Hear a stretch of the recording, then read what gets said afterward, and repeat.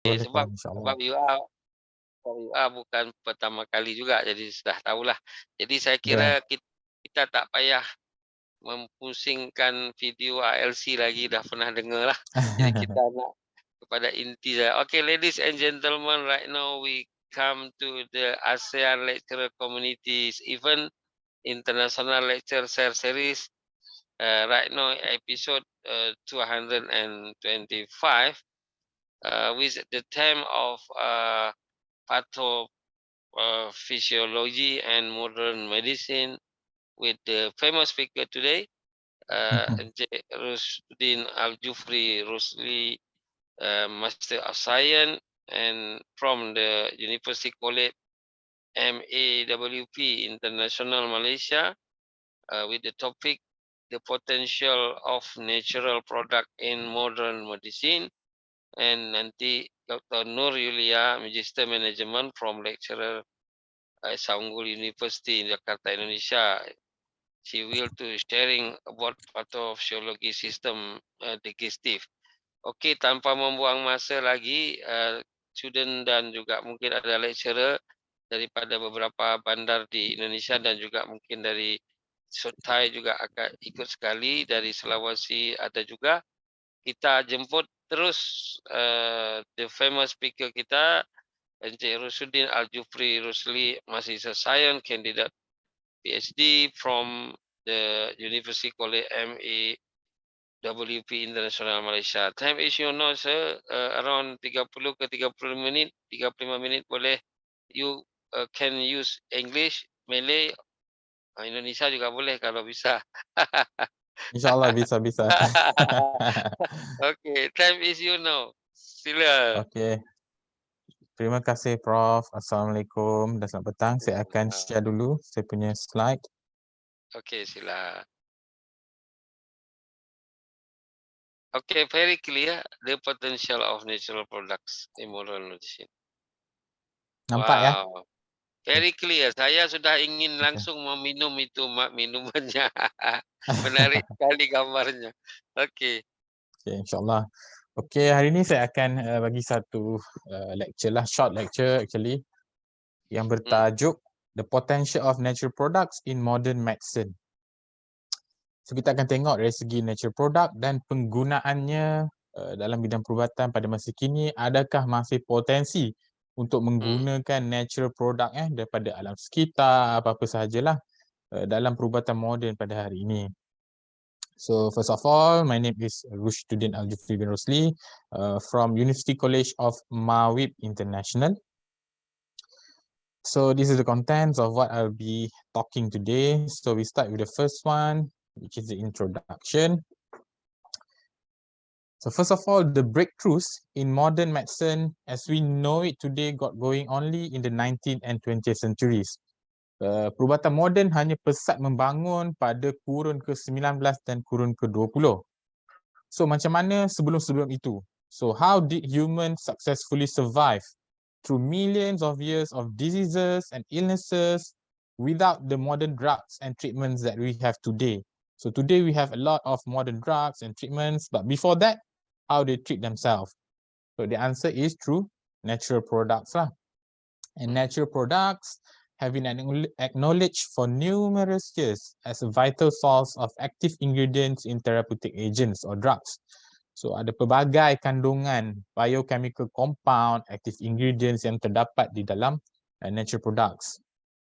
So in particular, the use of active ingredients derived from plants, tumbuh-tumbuhan, for use in microbial natural products have long been used before the dawn of modern medicine. So sebelum perubatan moden, kita dah guna pelbagai jenis natural products. From ancient times, the efficacy of natural product has been associated with the chemistry, biochemistry, and also synthetic activities of natural products. So dulu pun mereka dah tahulah terdapat kesan-kesan yang boleh menyembuhkan penyakit yang terdapat di dalam tumbuh-tumbuhan, pokok-pokok, kulat, mushrooms, dan certain animals as well. So obtaining medicine is perhaps one of the most important interactions that people continue to have with the natural world. So itu adalah salah satu cara kita berinteraksi jugalah dengan alam sekitar. Kita menggunakan resources yang terdapat di sekeliling kita untuk kebaikan diri kita sendiri. And sebenarnya dia ada jumpa dulu macam manusia purba. Dia panggil Neanderthals. Dan bila dia buat kajian dekat gigi manusia purba tersebut, ada kesan-kesan tumbuh-tumbuhan yang dipanggil sebagai poplar dan juga penicillium mole. Yang pada hari ini kita gunakan benda itu untuk extract aspirin dan juga untuk menghasilkan antibiotik penicillin. So mereka dah jumpa benda itu beribu-ribu tahun dahulu terdapat dalam gigi manusia purba. So itu salah satu bukti yang menunjukkan memang daripada zaman dahulu manusia ataupun close relative to humans that we have today, they already use natural products to treat themselves. They use that one to treat the teeth. Dia guna untuk rawat gigi yang sakit, yang bernanah, dia gunakan tumbuh-tumbuhan. So itu salah satu bukti yang saintis telah jumpai lah pada masa ini yang digunakan pada masa lampau. And researchers call the molecules like the ones that give poplar and penicillium their biological effect as natural products. So semua benda-benda yang terhasil daripada benda hidup ini dipanggil sebagai natural products bila kita gunakan untuk kesihatan dirilah. Because why? They are produced by living organisms, termasuklah microbes, microorganism, bakteria ke, banyaklah yang kita gunakan, fungi, corals, plants, dan ada juga binatang-binatang lain, haiwan-haiwan lain yang kita gunakan macam ikan. Kalau dekat Malaysia ni famous lah kita guna beberapa jenis ikan kan, untuk kesan-kesan yang baiklah dari segi kesihatan kan. And natural products derived from microbes and plants are the biggest resource for drug discovery for modern medicine. So dalam perubatan moden hari ni, yang paling utama yang diorang gunakan selain daripada tumbuh-tumbuhan, plants adalah menggunakan microbes. So microorganism, fungus, bakteria pun ada digunakan untuk merawat penyakit.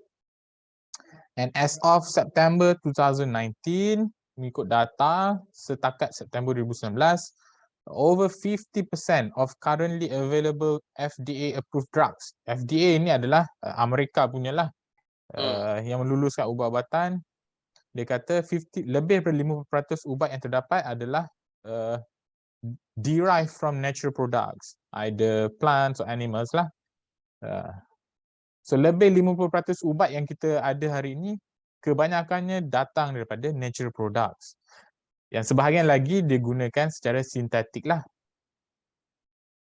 So potensi yang ada pada natural products banyak yang kita dah terokai, tetapi masih banyak juga yang kita belum terokai lah.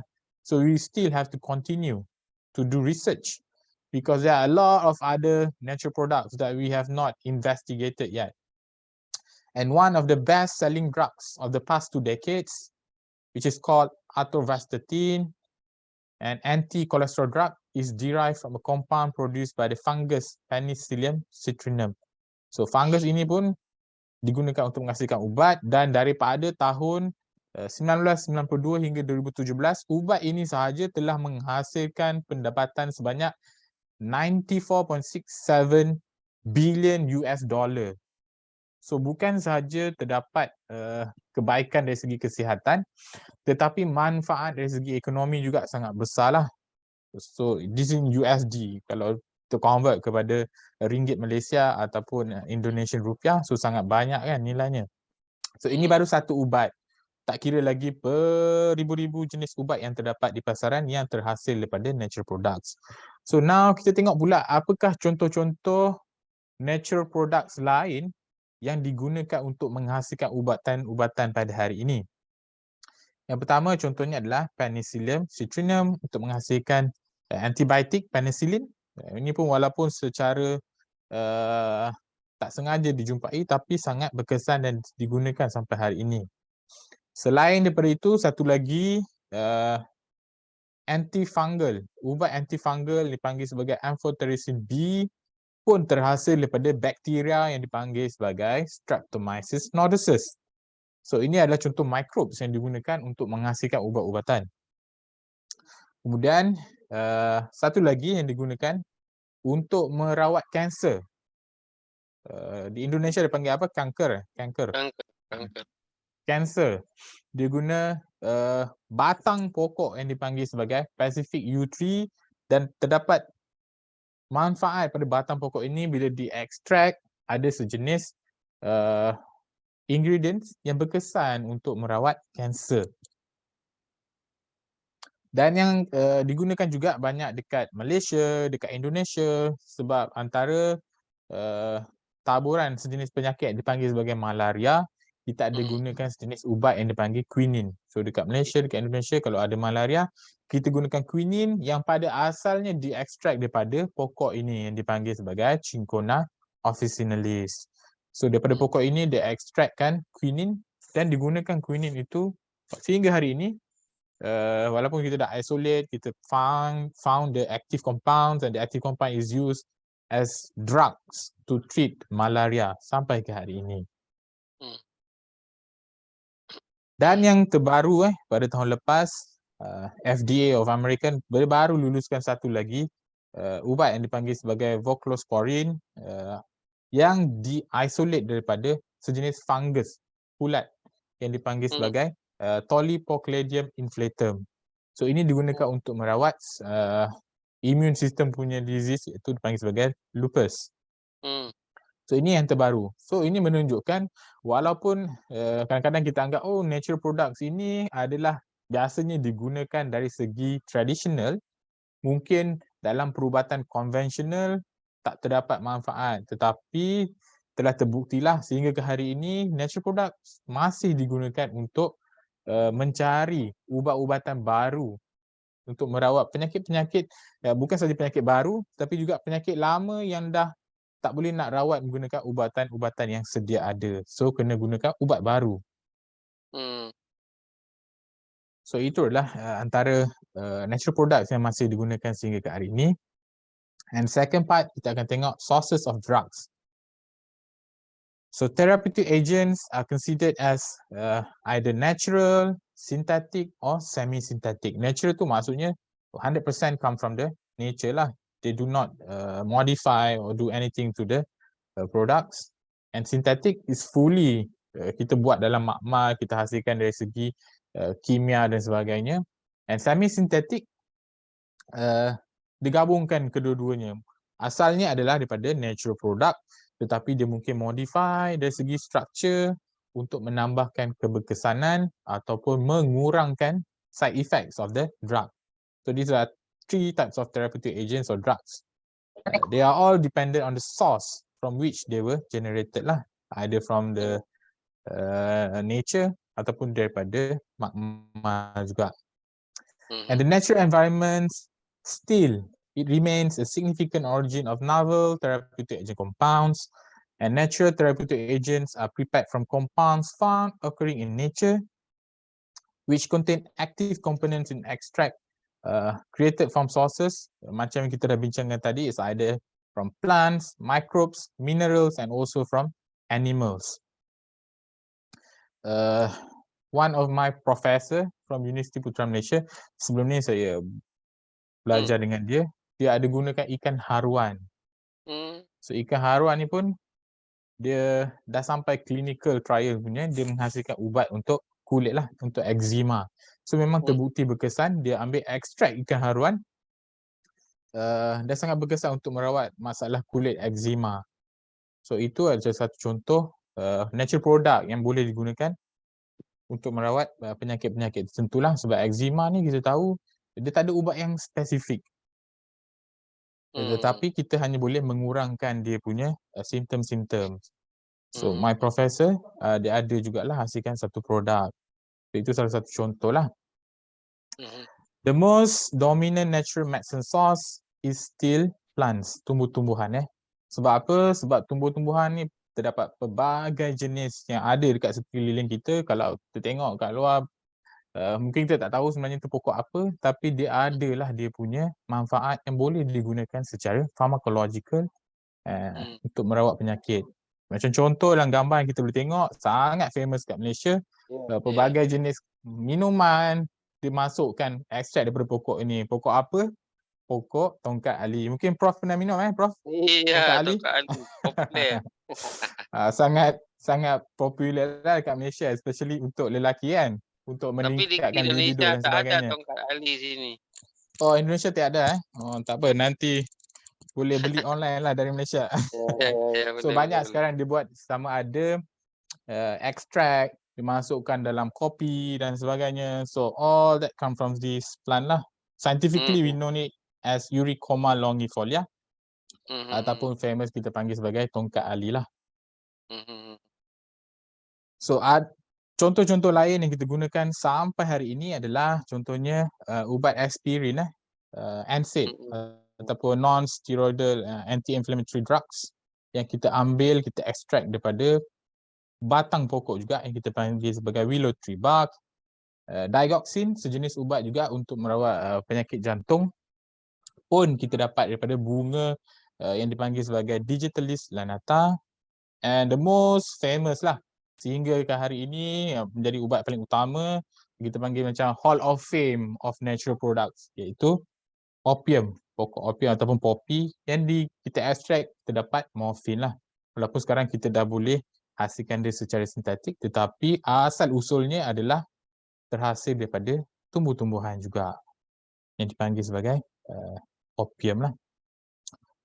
Untuk merawat kesakitan dan sebagainya kan, nak pingsankan dan sebagainya, orang-orang yang sakit, terlantar sakit ke hospital, orang ada kanser pun doktor gunakan morfin untuk mengurangkan kesakitan lah. Sangat-sangat berkesan, sampai sekarang susah nak cari new drugs that can replace morphine. So morphine is like the ultimate drugs lah untuk merawat analgesic ataupun kesakitan.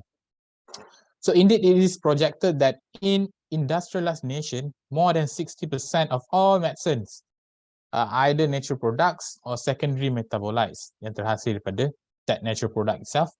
And then, although there are challenges from different novel drug discovery methods, still natural products continue to produce additional clinical candidates and medicinal compounds. Walaupun ada pelbagai metod-metod lain yang boleh kita gunakan untuk menghasilkan drug baru, tapi still the potency of natural product is there. You cannot tolak ke tepi lah, still kita akan gunakan dia.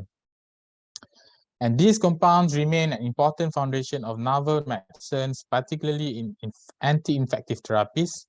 Contoh ubat dia adalah azithromycin, amphotericin B, acyclovir dan juga romidapsin. So sini adalah semua ubat-ubatan yang digunakan untuk anti-infective, anti-cancer, antivirus yang terhasil daripada tumbuh-tumbuhan. So sebagainya memang kita dah asal usulnya daripada tumbuh-tumbuhan dan telah masuk ke peringkat yang seterusnya, iaitu clinical trials.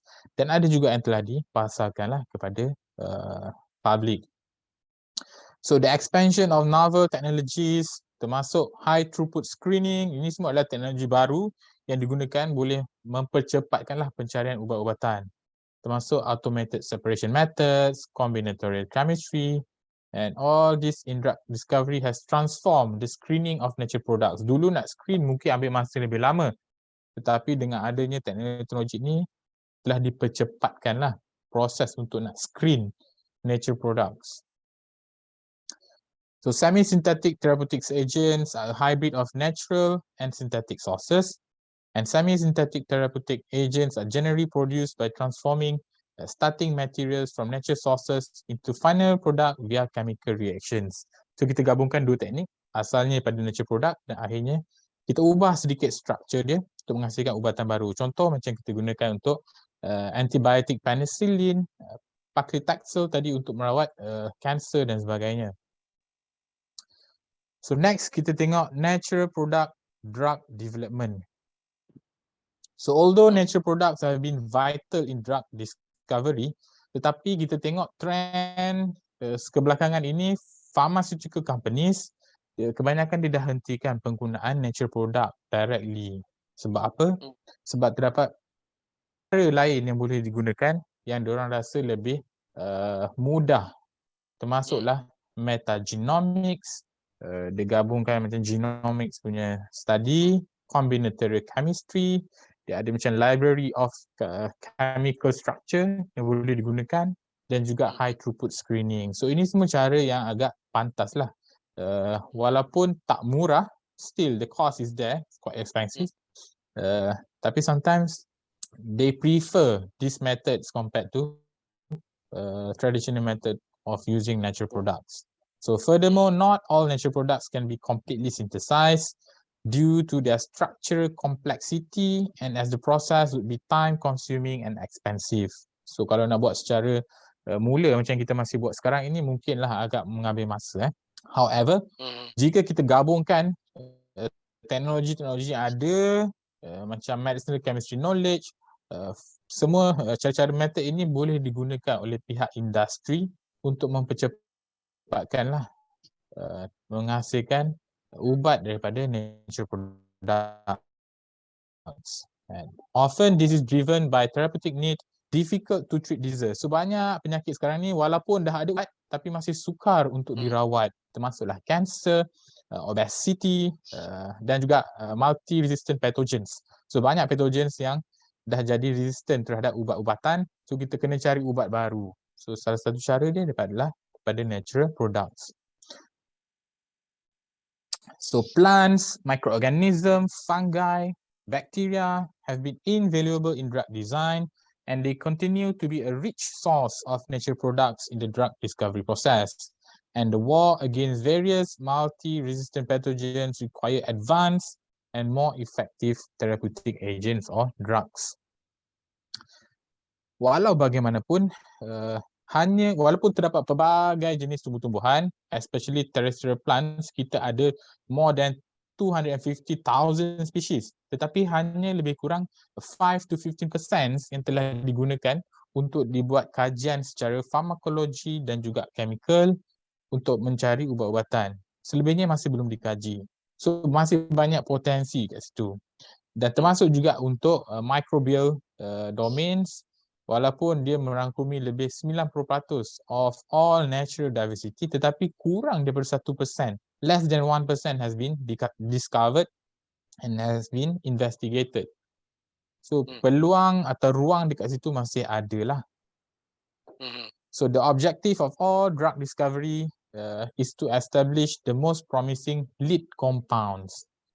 Akhirnya bila kita buat drug discovery, kita nak test natural products sebab kita nak jumpa lead compound yang baru. Sebab lead compound inilah yang akan memberi kesan untuk merawat pelbagai jenis penyakit lah.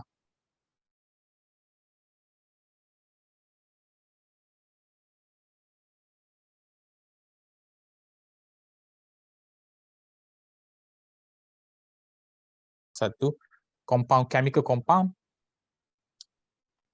structure yang mungkin boleh jadi chemical compound yang baru yang kita tak pernah jumpa sebelum ni. Sebab tu kita kena teruskan membuat kajian. And by utilizing various methods depending on the structural diversity, stability, and quantity of the compound, high throughput screening has been used to screen lead compounds against specific targets. So kita mungkin ada target-target dalam badan manusia yang kita nak ubat itu sembuhkan. So dengan menggunakan high throughput screening ini, dia boleh buat dengan pantas, menggunakan beribu-ribu compound sekaligus, and subsequent to vital biochemical and pharmacological tests, the promising compounds for the specific targets are selected. So kena buat dululah biochemical and pharmacological tests. And at this phase in the drug design process, many lead compounds are not selective enough for their target molecule. So bila kita dah buat kajian-kajian, kita tengok mungkinlah lead compound ini tak selektif terhadap target molecule yang kita nak. So apa yang scientist boleh buat? Dia tengok lead compound itu dari segi structure, kemudian dia modify lead compound tersebut. Dia modify supaya structure itu lebih berkesan dengan aktiviti yang kita nak. Kita panggil sebagai structure activity relationships bila dia berada di dalam badan kita. And if the modifications increase the selectivity, the promising compounds will move to in vitro and also in vivo testing in designated disease facsimiles. So maksudnya kemudian kita akan test pula lah in vitro di dalam makmal dan juga in vivo di dalam organism, sama ada di dalam tikus, di dalam ikan, macam dekat dekat tempat saya, universiti saya sekarang saya tengah bangunkan sistem menggunakan zebrafish. Kita guna zebrafish, kami pun tengah buat natural product punya toxicity study. Walaupun banyak kebaikan daripada natural product, tapi kita still perlu uji dulu adakah dia toxic terhadap manusia. So itu yang kami buat, kita tengok dulu toxicity dia terhadap ikan-ikan. Itu adalah animal models yang boleh digunakan untuk mengesan sama ada adakah dia selamat. Itu adalah next step jugalah yang scientist boleh gunakan to test the safety and establish the mechanisms. Kita perlu tahu juga dia punya pharmacokinetics. Bila berada dalam badan, bagaimana ubat tersebut diabsorb, how they are absorbed, how they are distributed through our body, how they are metabolized, and how they are eliminated ataupun excreted out from our body. Itu dipanggil sebagai pharmacokinetics. And if all the results and optimization are positive, then the lead compounds may finally become a potential candidate drugs. So barulah dia menjadi satu candidate drugs yang boleh dipasarkan. Tapi tak boleh terus dipasarkan directly lah. Dia masih ada step-step yang perlu diikuti lah dalam clinical trials. So proses itu sangat panjang. So what are the future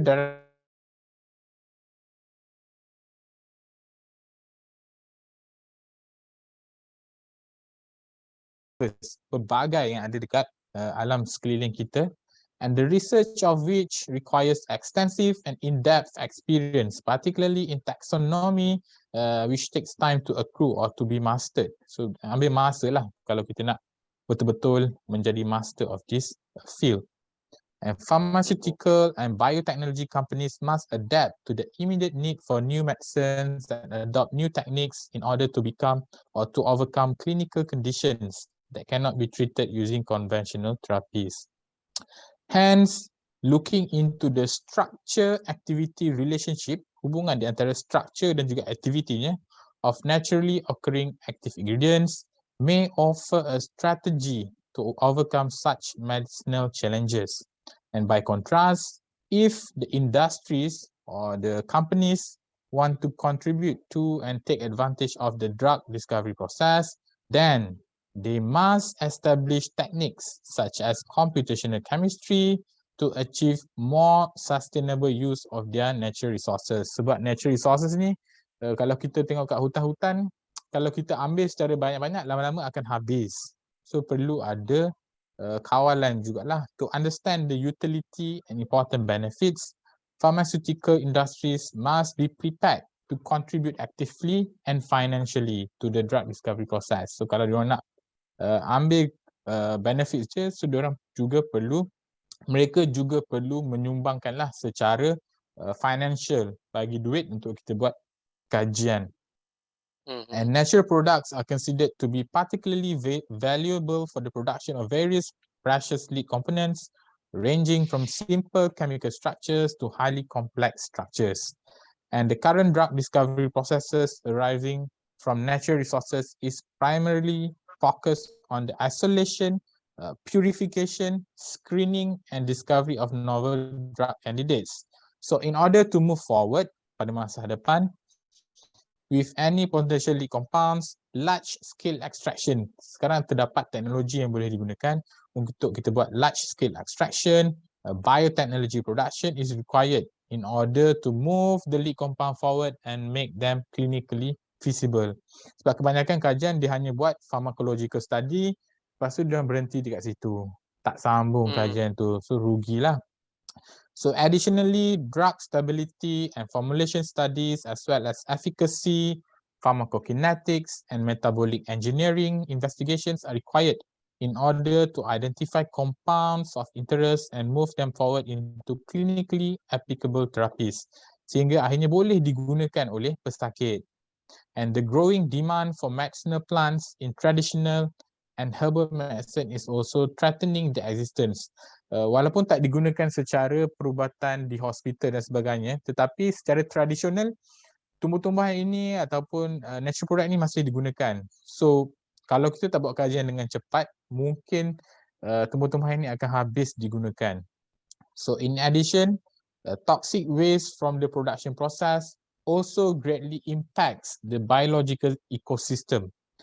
It has particularly harmful effects on the plants and aquatic life in streams. So ada juga toxic waste daripada kilang dan sebagainya, daripada penghasilan ubatan moden juga ada menghasilkan toksik dan akhirnya memusnahkanlah alam sekitar, termasuk juga natural products yang ada di alam sekitar kita. So this protection of the natural flora will aid in the sustainability of ecosystems and hence protect any natural resource that may be used for the discovery of unique medicinal and biological metabolites. So kalau kita tengok under United Nations pun sekarang dia sangat menekankan sustainability. So walaupun kita nak gunakan natural products, mungkin kita boleh hasilkan secara komersial lah. Instead of kita pergi dekat dalam hutan dan cari tumbuh-tumbuhan dalam hutan, mungkin kita boleh tanamkan di ladang-ladang supaya sustainability itu ada. Maksudnya kita boleh dapatkan dia secara berterusan dan tak merosakkanlah hutan-hutan yang kita ada.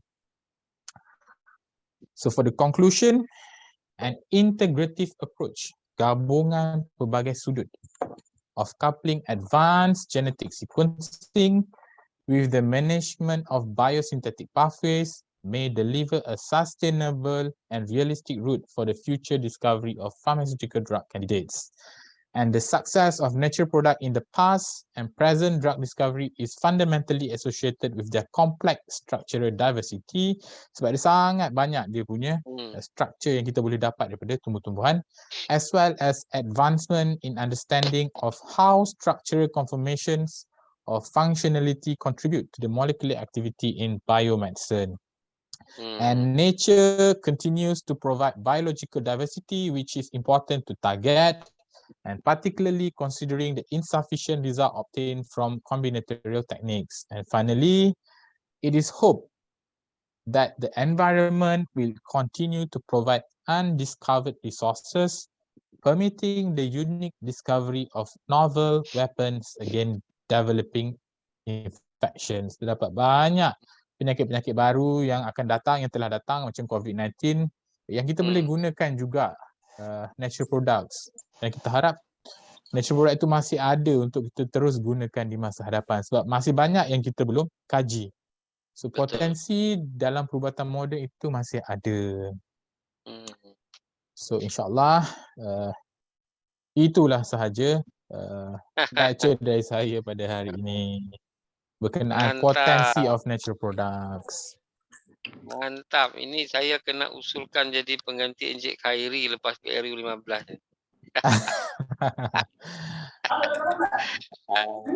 Okey, dari tadi Ibu Dr. Nur Yulia sudah join dengan kita. Dia menyimak Cik Rosudin menyampaikan presentation. Ibu Yulia boleh di-unmute ya untuk Halo. bisa. Assalamualaikum. Ya. Waalaikumsalam. Ibu. Boleh you shut down screen jap and Rusdin, you can do shut down your screen right now. Hello, ya, right. Ibu Yulia, kami tahu Ibu dalam perjalanan yang sangat tidak mudah.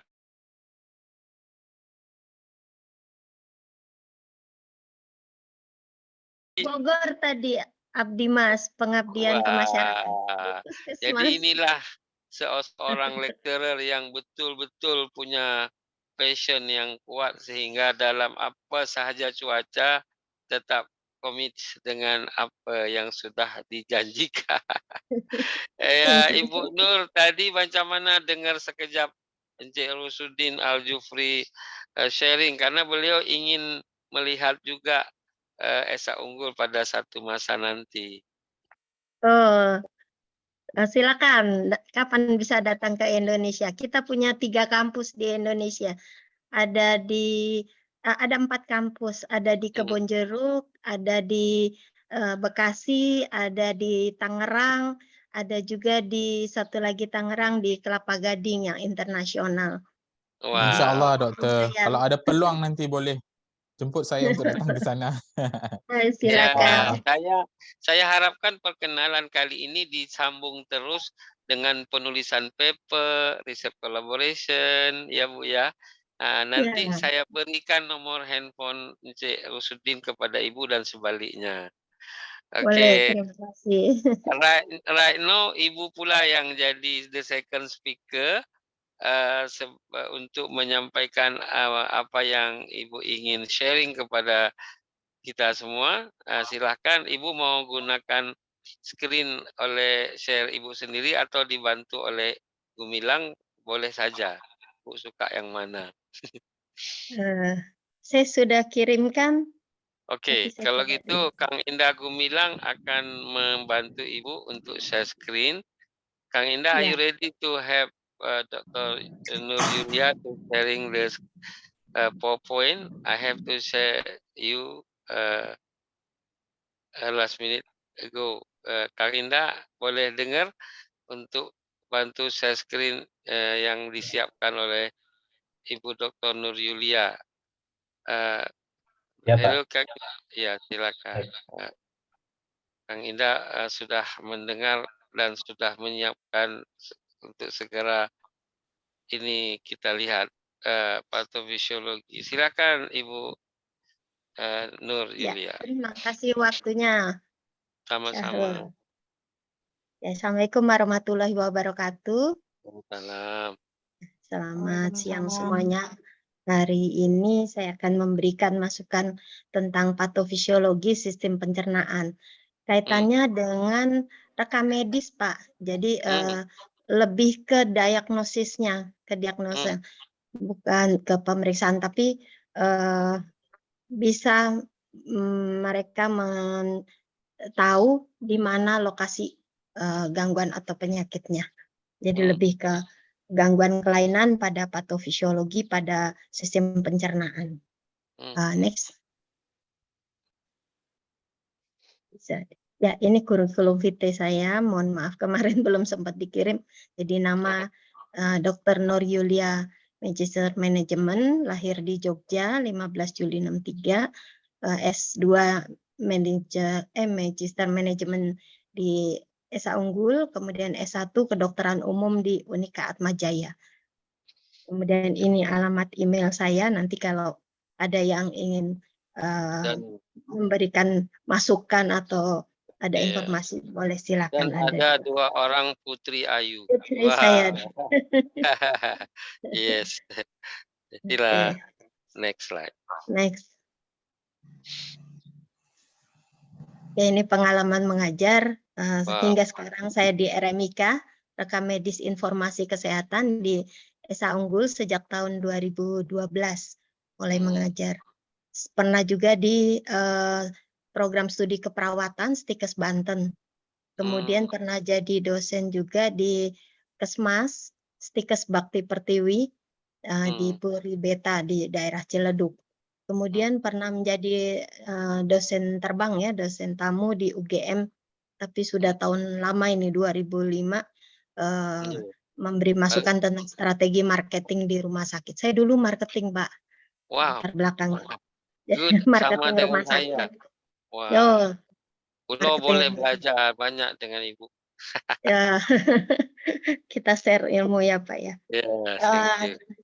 Saya juga di kampus ini saya mengajar anatomi fisiologi untuk mahasiswa-mahasiswa baru, kemudian patofisiologi baik pato 1, pato 2, pato 3 dan pato 4. Kemudian mengajar audit medis untuk manajemen informasi kesehatan dan mengajar manajemen unit kerja rekam medis. Berikut.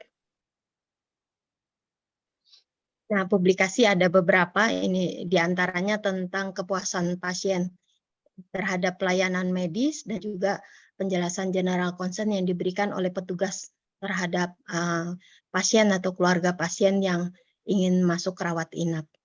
Kemudian ikut organisasi kedokteran ya, IDI, di Jakarta Barat, di Tangerang, maupun di Perhimpunan Dokter Umum Indonesia. Ya, lanjut.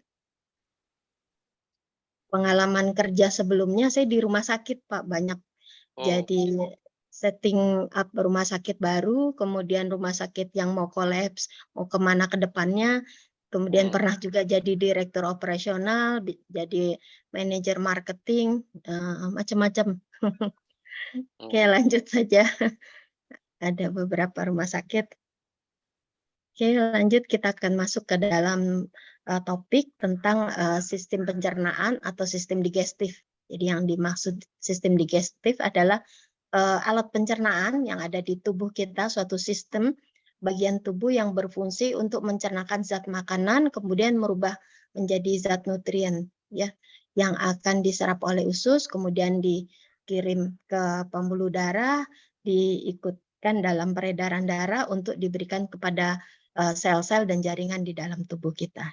Ya, mulai dari sistemnya ini mulai dari rongga mulut, kemudian ada kerongkongan atau faring, ya, orofaring, laringofaring, nasofaring, kemudian turun ke esofagus, masuk ke dalam lambung, dari lambung ke usus besar, ya, ke usus halus atau intestinum tenue yang terdiri dari 3, ya, ada 2 denum, ada yeyunum, ada ilium, kemudian masuk ke usus besar. Ini ada kolon ascenden, kolon transversa, kolon descenden, kemudian ada rektum sebelum akhirnya dikeluarkan melalui anus. Next. Ada organ-organ juga yang membantu dalam proses pencernaan, tapi dalam makalah kali ini saya tidak membahas tentang organ lain yang membantu proses pencernaan, hati, pankreas, maupun kandung empedu. Kita khusus ke pencernaan. Gangguan utama pada sistem pencernaan, gejala yang dilihat atau manifestasi klinis yang biasanya dikeluhkan oleh pasien ini adalah ada gerakan dari usus kita, ya, yang membuat abdomen terasa tidak nyaman atau tidak enak, yang kita sebut dengan abdomen discomfort. Kemudian ada rasa mual yang kita sebut dengan nausea, dan diakhiri dengan adanya muntah-muntah yang disebut dengan vomitus atau vomiting. Peningkatan gerakan usus dapat mengakibatkan diare. Jadi zat makanan yang dimakan belum sempat diolah, tapi sudah bercampur dengan cairan yang keluar dari dinding usus. Ini menimbulkan bentukan yang encer yang dikeluarkan yang kita sebut dengan diare. Ya, dengan adanya perasaan nyeri kejang yang terjadi di abdomen. Perasaan nyeri ini bisa timbul akibat ada sumbatan dari isi dari saluran cerna. Misalnya ada tumor, ada volvulus, ada struktur di usus yang membuat usus jadi terhambat untuk mengeluarkan cairan. Berikut, next. Next. Gangguannya dapat terjadi juga perdarahan yang mengakibatkan terjadinya kekurangan darah atau kehilangan darah yang ikut keluar bersama dengan feses, ya. Kalau darahnya keluar bersama dengan gaster atau dengan lambung tadi kita sebut dengan hematemesis, ya, artinya muntah darah. Kemudian kalau feses atau sisa metabolisme yang bercampur dengan darah segar dari akibat perdarahan yang terjadi pada sepanjang usus, ini kita sebut dengan hematosesia. Kemudian ada lagi yang darahnya keluar setelah beberapa lama di dalam usus, kemudian berubah menjadi warna kehitam-hitaman. Ini kita sebut melena. Kalau di rumah sakit kita kadang mendengar atau membaca di status itu dokter menuliskan hematemesis melena, di mana selain muntah darah, pasiennya juga buang air besar berdarah atau cairan berupa darah kehitam-hitaman. Untuk melihat gangguan kelainan di usus, ini kita lakukan pemeriksaan pendukung dengan alat yang disebut endoskopi. Tergantung dari lokasinya, ya. Kalau di gaster jadi gastroskopi, kalau di bawah jadi kolonoskopi atau rektoidoskopi. Next.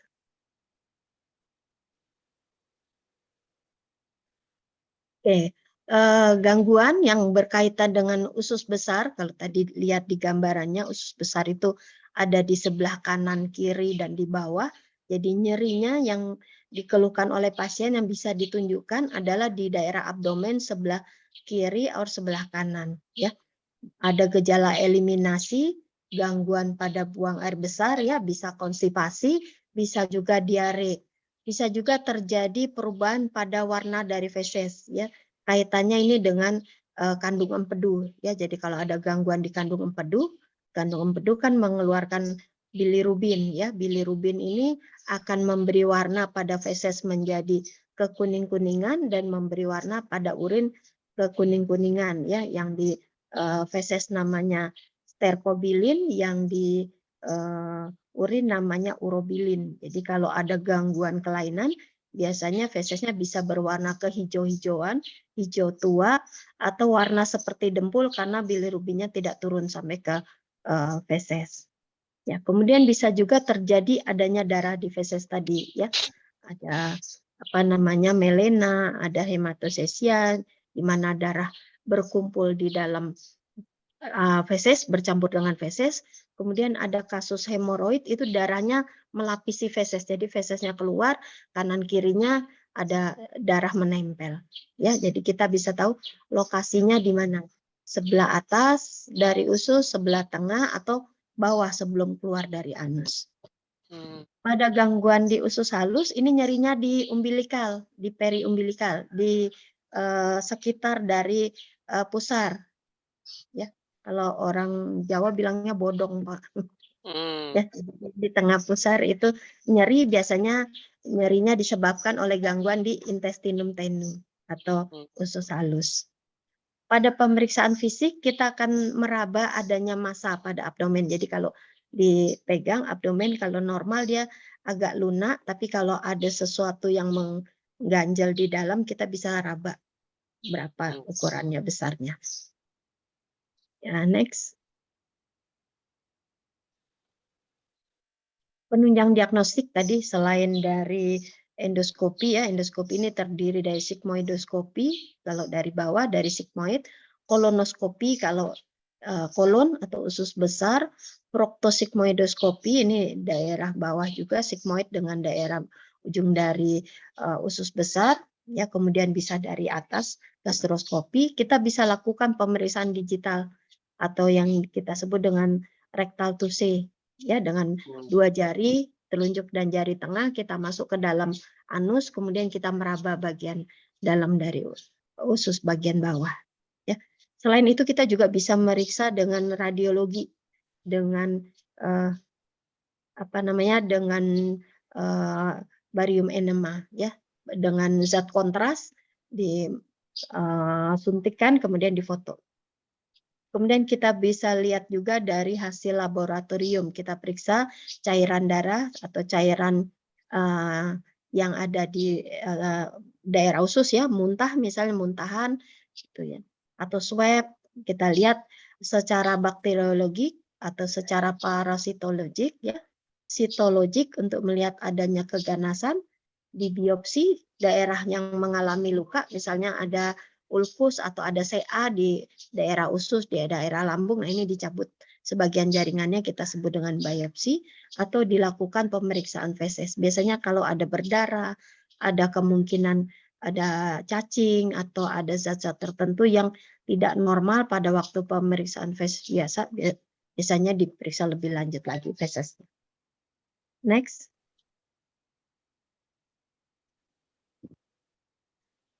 Oke, kita lihat dari atas, dari rongga mulut, ini ada kita sebut dengan oral cavity, ya, atau rongga mulut. Di dalam terdapat gigi, terdapat lidah, ya, terdapat juga palatum, langit-langit, terdapat juga bagian belakang ini ada tonsil. Gangguan penyakitnya ada beberapa, ya. Mulai dari gigi ada erupsi, ada karies dentis, ada gangguan pulpitis, ya, gingivitis, penyakit-penyakit yang ada di periodontal, dentofasial, ya, atau adanya kista. Next.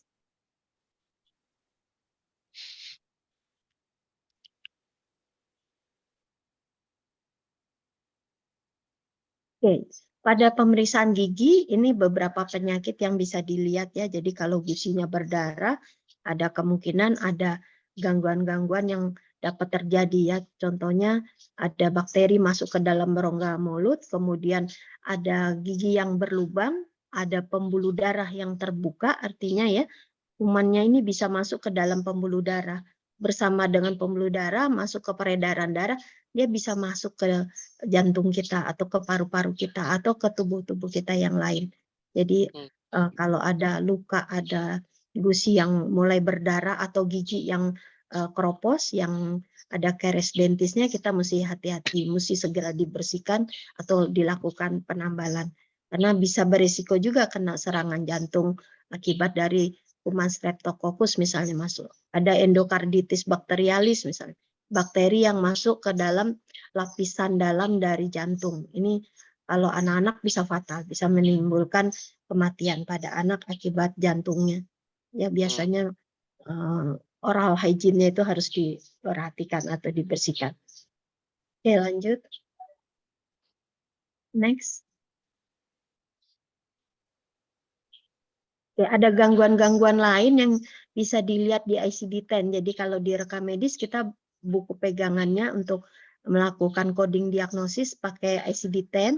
Di sana ada gigi yang embedded atau impacted ya. Kalau impacted ini tidak ada yang menghalangi, tapi giginya susah untuk keluar dari gusi gitu ya untuk tumbuh.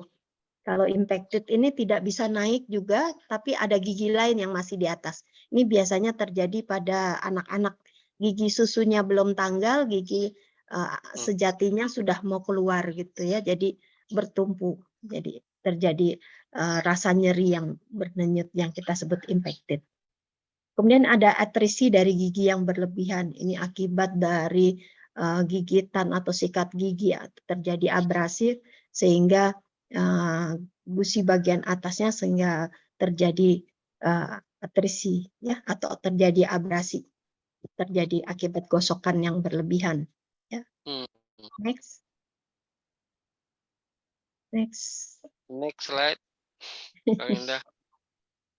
Kang Indah next slide. Ya, nah ini contoh karies ya, karies dentis ini ada kerusakan bagian keras gigi. Jadi bisa superficialis ada di atas atau ada profunda ya, yang superficialis ini mengenai emailnya saja, yang profunda sudah masuk ke saluran pulpanya. Ya, seperti kita ketahui di bagian bawah ini berhubungan dengan pembuluh darah arteri, saraf, kemudian ada pembuluh darah vena. Jadi kalau sudah berlubang giginya, suatu saat ada makanan atau ada zat lain yang masuk ke lubang, menutupi lubang, kita akan merasa berdenyut. Ya, denyutannya disebabkan oleh aliran darah. Ya, aliran darah kan kalau darah arteri jantung memompa darah, darah arteri akan menerima darah. Pada saat itu darah yang terdorong ke arteri akan menekan saraf. Jadi saraf merasakan adanya rangsangan. Nah, ini yang disebut sakitnya berdenyut pada waktu sakit gigi. Ya, tapi kalau penyumbatnya dibuang, dikeluarkan dengan sikat gigi atau dengan dicungkil ya, dilepaskan kotoran yang ada yang menutupi lubangnya, ini nanti rasa nyerinya juga berkurang atau hilang karena ada daerah yang bebas yang bisa mereka bergerak lagi tanpa menekan saraf. Bakteri yang paling banyak ini adalah bakteri yang masuk ke rongga mulut ya, Streptococcus terutama. Kemudian makanan sisa yang terutama yang manis-manis yang menempel di kulit di email dari gigi yang dapat merusak email atau pelapis luar dari gigi. Next. Ini mohon maaf ya, jadi ada 7 menit lagi, Bu. Oh, 7 menit lagi. Oke, lanjut. Cepat sekali ya. 30. Oke, siap. Ini di daerah pulpa, kita lanjut saja, kita lari ke lambung ya, ini karena daerah mulut. Next. Ini masih di gigi, ini masih di gigi, lanjut. Next. Next slide, Kang Indah. Ini masih gigi, next. Ini lapisan luar dari gigi.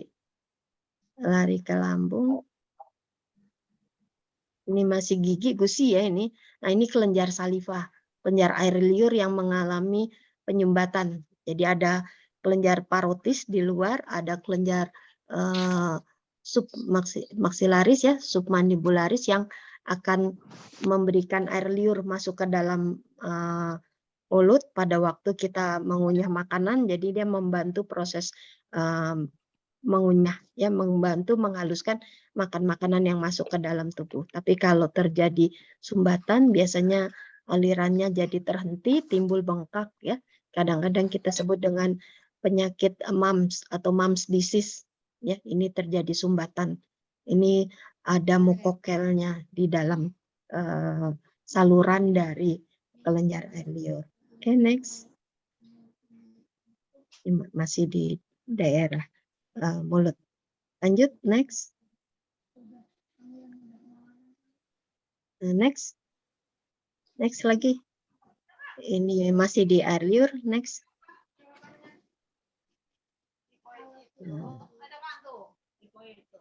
Ini sariawan ya, scurvy atau stomatitis. Lanjut, ini kena di bibir, kena juga di lidah. Ya, di lidah ada selain stomatitis juga ada granuloma, ada penyakit-penyakit yang kaitannya dengan bibir ya. Ini udem, terjadi angioderma, bisa akibat dari alergi, salah makan atau kegigit sesuatu yang menimbulkan reaksi di daerah mulut. Oke, lanjut. Next.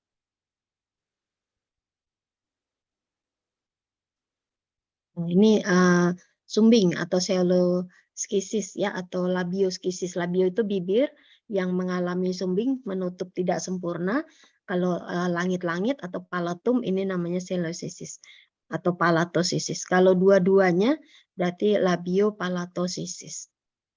Ya, dioperasi beberapa kali untuk dapat terjadi penutupan lagi pada daerah palatum.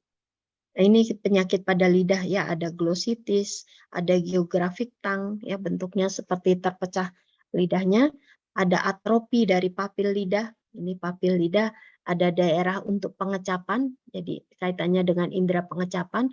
Kalau terjadi gangguan, papilnya bisa mengalami lepas atau atrofi ya, sehingga kita tidak bisa merasakan rasa yang masuk ke mulut. Contohnya minum air panas, itu dapat menimbulkan beberapa bagian dari lidah papilnya lepas. Atau kita makan pedas, untuk menghilangkan pedas biasanya kita makan yang panas sehingga papilnya lepas, rasa pedasnya hilang ya.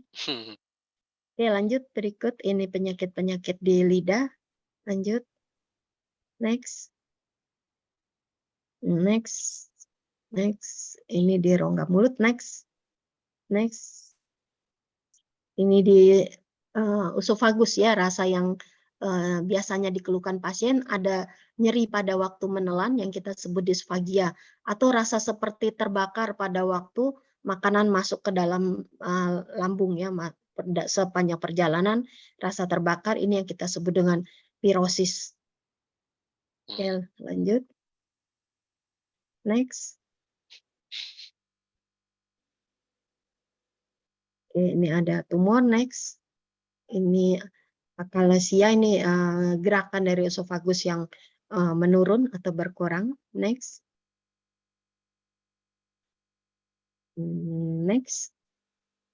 Ini esofagus reflux, jadi makanan yang sudah masuk ke esofagus untuk disampaikan ke lambung, dia balik lagi ke atas ya, jadi terjadi reflux. Oke, next. Lanjut, masuk ke daerah lambung. Lanjut, ini masih di esofagus. Next. Nah, ini pemeriksaan di esofagus tadi ya, ada beberapa pemeriksaan. Ini di gastritis. Gastritis adalah itis, artinya radang. Radang di gaster atau di lambung. Yang khas gangguannya ada rasa seperti terbakar di daerah lambung yang kita sebut dengan heartburn. Rasa kembung atau flatulence ya, banyak angin yang dikeluarkan dari mulut, atau yang biasa kita sebut berdahak atau bertahak gitu ya. kemudian nyeri di daerah abdomen, terutama di daerah epigastrium, di bagian tengah atas ya. Tapi nyerinya ini kita mesti bisa pisahkan antara nyeri karena benar-benar gastritis atau nyeri karena MCI, serangan jantung. Ya, pada orang dewasa muda dikira gastritis, padahal sebenarnya ada serangan jantung. Jadi untuk membuktikannya biasanya pada pasien-pasien usia 40-45 tahun masuk ke UGD, kita lakukan pemeriksaan EKG untuk membuktikan bukan serangan jantung tapi gastritis ya. Terutama pada pasien yang nyeri, kemudian keringat dingin, keringatnya banyak, besar-besar gitu. Nah, ini curiganya jangan gastritisnya, tapi curiganya ada serangan jantung di daerah ujung dari jantung yang kita sebut dengan apex jantung. Ya. Kemudian ada diare atau ada konstipasi, ini berkaitan dengan zat makanan yang masuk ke dalam tubuh. Ya. Berikut lanjut. Next. Sorry, salah. Next. Ini masih gastritis. Next. Ada yang akut, ada yang kronis. Yang akut itu nyerinya mendadak, yang kronis itu sering nyeri tapi tidak sampai parah, tapi setelah beberapa lama malah ada terjadi ulkus ya, bisa terjadi ulkus di dalam gaster. Oke, next. Next, di daerah intestinum tenue. Ini ada masih tukak ya, masih ulkus tadi. Next. Next, ya. Ada kanker juga. Next. Usus halus. Next. Ini GERD masih di lambung ya.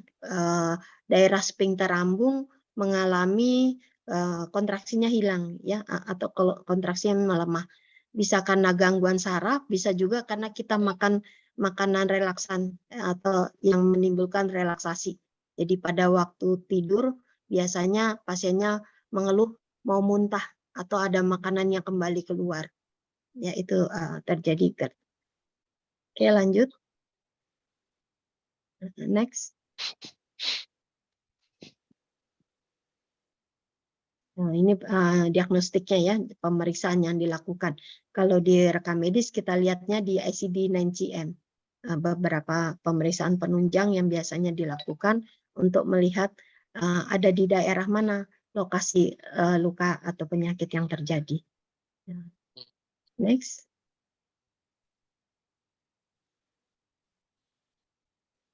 Di usus halus, karena usus halus berfungsi untuk menyerap zat-zat makanan, ya tadi mulai dari mulut, kemudian lambung, itu untuk mengolah zat makanan menjadi zat yang halus, yang mudah dicerna, kemudian mudah diserap. Begitu masuk ke usus, dia akan diserap zat nutrisinya untuk dipakai di sel atau jaringan tubuh kita. Jadi kalau terjadi gangguan di usus, kita sebutnya dengan malabsorpsi. Mal itu tidak bisa melakukan penyerapan. Ya, ada SPRU, ada defisiensi dari enzim laktase, ada gangguan-gangguan lain yang berkaitan dengan usus halus. Ya, bisa karena kongenital, ini ada defek kongenital ya, atresia tidak terbentuk, stenosis ada pengerasan ya, volvulus ada benjolan, blokade itu ada kelipat atau kejepit ya.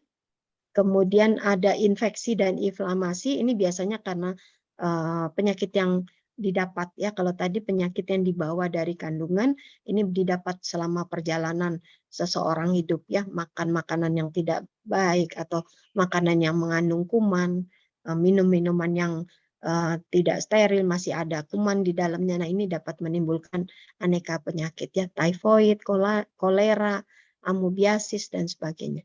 Bisa juga timbul tumor akibat dari beberapa jaringan tumbuh secara tidak normal ya, atau ada gangguan aliran darah yang menimbulkan gangguan pada daerah-daerah tertentu di daerah usus halus. Next. Kolon. Oke, sedikit lagi kolon. Usus besar. Lanjut. Next. Kolon. Next. Ini malabsorpsi tadi. Next. Next. Ini masalah-masalah eliminasi ini yang terjadi di usus besar ya, ada konstipasi. Oh, ini usus kecil yang halus ini, usus appendicitis ya. Ada radang di usus buntu. Oke, next. Next. Ini bisa akut, bisa kronis, bisa juga ususnya keluar dari tempat dari abdomen melalui daerah-daerah jaringan di sekitar abdomen yang melemah, ya, misalnya di daerah inguinal, di daerah umbilikal, ya, di daerah gaston naik ke atas atau keluar dari tubuh, ya, berbagai hernia bisa didapat, bisa akibat dari nangis, teriak terus-terusan, kemudian menekan daerah abdomen sehingga ususnya mencari daerah yang melemah dan ususnya keluar dari tubuh. Ini namanya hernia. Bisa inguinalis, femoralis, daerah femur, umbilicalis, dan sebagainya. Next. Next. Kolitis ini radang di kolon, di usus besar ya. Nyeri, kembung, diare, atau gangguan konstipasi. Oke, next. Nah, lanjut. Sudah hampir habis. Ini kolitis yang menimbulkan ulcer atau menimbulkan bocor atau lubang pada kolon ya, pada usus besar. Ya, bisa disebabkan oleh radiasi, bisa disebabkan oleh obat-obatan yang masuk atau alergi atau diet ya, diet makanan tertentu juga dapat menimbulkan kolitis ulceratif. Next. Ini peritonitis, selaput dari abdomen yang menutupi sistem pencernaan, dapat timbul radang atau infeksi akibat dari bocornya tadi, ususnya berlubang, ulkus, kemudian perforasi, kumannya masuk ke dalam abdomen, menempel pada peritoneum, peritoneumnya mengalami radang atau mengalami itis. Oke, next. Next. Terus next. Next. Next, sedikit lagi. Ini beberapa penyakit, obstruksi usus, kondisis. Next. Next. Ileus diverticulus. Ini ada bagian yang mengalami pelunakan ya. Next.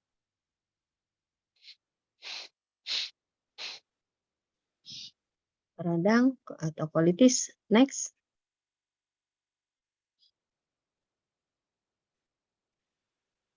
Ya, neoplasma, gangguan rektum. Ini sebelum dikeluarkan sisa metabolisme, ada beberapa penyakit yang terjadi ya. Ada atresia ani, artinya anusnya tidak terbentuk ya. Ini bawaan lahir biasanya.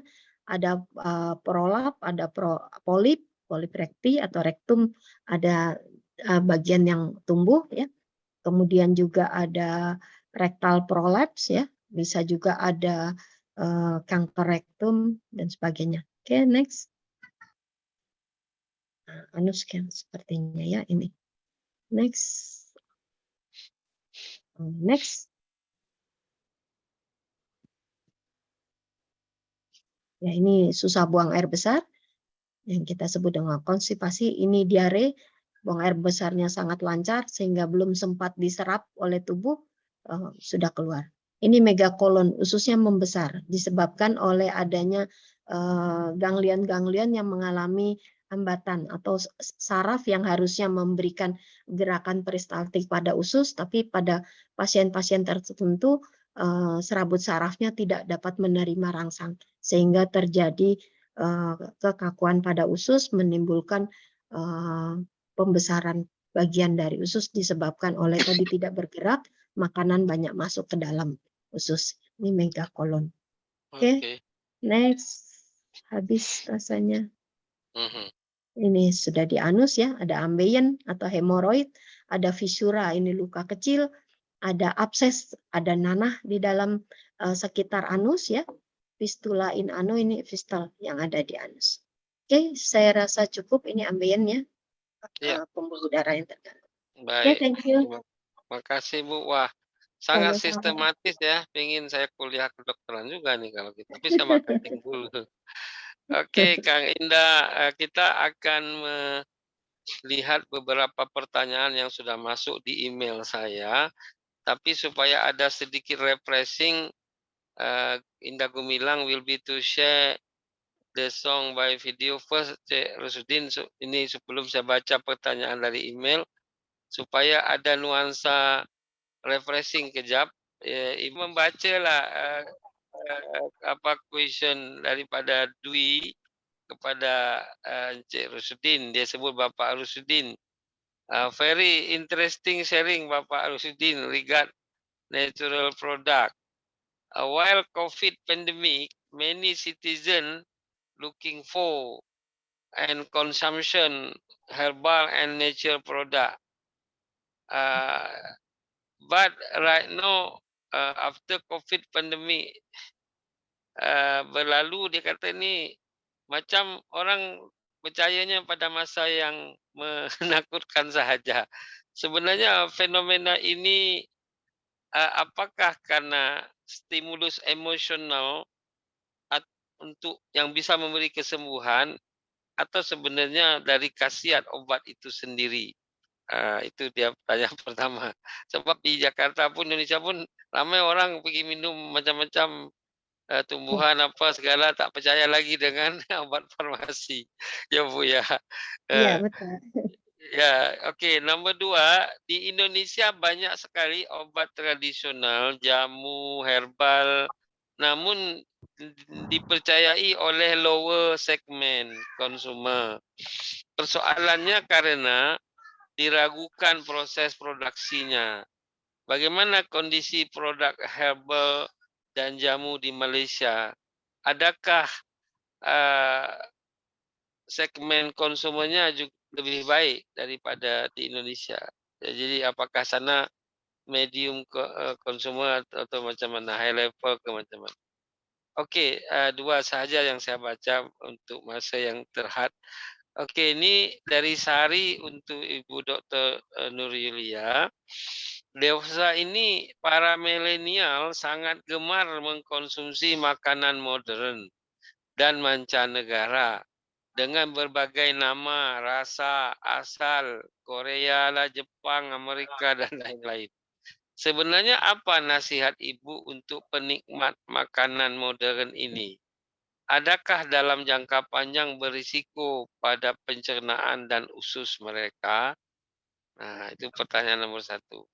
Nomor 2, bagi mereka yang sudah terlanjur terganggu ususnya dan ingin merecovery pola makanan untuk hidup sehat, sebaiknya memulainya dari mana dan bagaimana supaya boleh disiplin melakukannya? Okey, kita mulai dari Encik Rusudin untuk menjawab 2 question itu tadi. Sila. Terima kasih Prof. Terima kasih juga kepada yang bertanya soalan. Yang pertama tadi dia bertanya tentang ubat ataupun herbal yang dikonsum untuk COVID-19 ya. Sama ada ubat itu yang berkesan atau adakah kaitan dengan emotional punya stres. Yes. So kalau ikut dari segi konvensional ataupun aliran utamalah, setakat ni sekarang baru ada ubatan yang sudah diluluskan. Tetapi kalau dari segi natural product atau ubat-ubatan herbal, tak ada yang betul-betul terbuktilah secara saintifik untuk mengobati COVID-19. Tetapi kita tak tahulah, mungkin ada yang membantu menyembuhkan.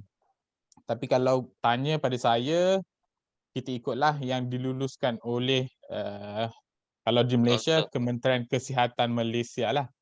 So sebab COVID-19 itu rawatannya hanyalah pada simptom-simptom sahaja. Cuma sekarang baru ada diluluskan ubatan. So kita pun ikut Western countries. Bila Western countries approve the drugs, then kita pun akan makan. So kalau tanya adakah herbal produk itu berkesan, saya tiada jawapan lah. Maksudnya kena tengoklah apakah produk yang dimakan, adakah kena buat kajian lah tentang herbal produk yang dimakan itu. Setakat sekarang belum ada lah. Mungkin ada yang secara tak sengaja dia makan dan berkesan, mungkin ada, tetapi perlukan kajian lanjutan.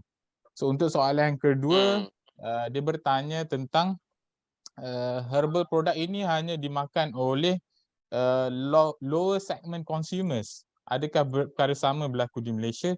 So bila kita berkata tentang herbal products, di Malaysia kita ada badan lah yang bertanggungjawab mengawal penghasilan produk-produk ini. Di Malaysia kita ada NPRC atau NPRA, National Pharmaceutical Regulatory Agency. So semua produk-produk tradisional ataupun herbal yang dihasilkan ini perlulah mendapat kelulusan dulu. So yang tak mendapat kelulusan itu tak bolehlah sepatutnya dihasilkan, sebab ada juga yang menggunakan bahan-bahan kimia terlarang dan sebagainya. So perlu mendapat kelulusan, dan bila kita katakan tentang herbal product, sebenarnya ada dia punya standard. Kalau kita, walaupun kita menggunakan tumbuh-tumbuhan, natural products, tetapi kita perlulah menghasilkan extract yang kita panggil standardized extract. Sebab kalau kita buat kajian secara saintifik, kita menggunakan dose of the extract. So maksudnya ada dose juga bila kita guna extract tersebut. So adakah produk herbal yang dihasilkan itu menggunakan dose yang sama yang kita buat di dalam kajian ataupun the scientific research yang kita gunakan tersebut? Dan extract yang digunakan juga perlulah menggunakan standardized extract. Maksudnya extract kita itu mungkin mengandungi contoh tongkat ali. So dalam tongkat ali apakah the bioactive compound yang terdapat di dalam tongkat ali tersebut. So bila kita buat extract, the bioactive compounds between different batches itu mungkin tidak sama. So bila kita kata standardized, maksudnya setiap kali kita hasilkan extract tersebut, bioactive compound tersebut perlu ada di dalam extract kita, barulah dia akan mendatangkan kesan. So terpulanglah kepada consumer untuk membuat pilihan yang lebih bijak lah, yang mendapatkan produk yang mendapat kelulusan Kementerian Kesihatan dan sebagainya. InsyaAllah itu jawapan saya, Prof.